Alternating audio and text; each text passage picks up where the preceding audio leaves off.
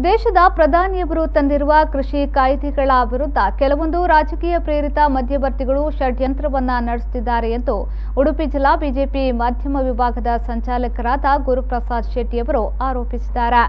ಅವರು ಈ ಬಗ್ಗೆ ಜಿಲ್ಲಾ ಬಿಜೆಪಿ ಕಚೇರಿಯಲ್ಲಿ ನಡೆಸಿದ ಸುದ್ದಿಗೋಷ್ಠಿಯಲ್ಲಿ ವಿವರಣೆಯನ್ನ ನೀಡಿ ಭಾರತೀಯ ಜನತಾ ಪಾರ್ಟಿಯ ರೈತ ಪರ ನಿಲುವಿನ ವಿರುದ್ಧ ರಾಜಕೀಯ ಪ್ರೇರಿತ ಮಧ್ಯವರ್ತಿಗಳ ಷಡ್ಯಂತ್ರಗಳನ್ನು ಮಾಡುವುದಲ್ಲದೆ ದಾರಿ ತಪ್ಪಿಸುವ ಕೆಲಸ ಮಾಡುತ್ತಿದೆ.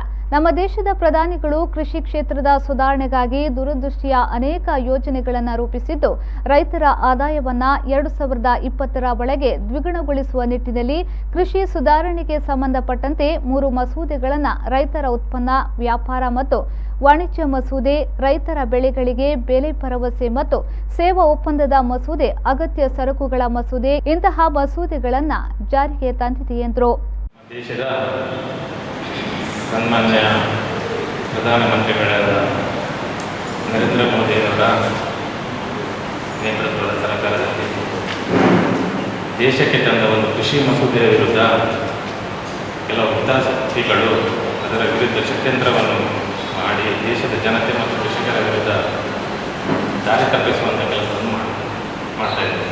ಅದಕ್ಕೋಸ್ಕರ ಎಲ್ಲ ಕ್ಷೇತ್ರಗಳಲ್ಲಿ ವೈಫಲ್ಯವನ್ನು ಕಂಡು ಮೂಲೆಗುಂಪಾಗಿರುವ ಈ ವಿರೋಧ ಪಕ್ಷಗಳು ಮುಳುಗುವವನಿಗೆ ಗುರುಪಟ್ಟಿಗೆ ಕೂಡ ಆಶ್ರಯವಂತೆ ಬೇರೆ ಯಾವುದೇ ವಿಷಯದಲ್ಲಿ ಯಾವ ವಿಷಯಗಳು ಸಿಗದೆ ಇವತ್ತಿಗೆ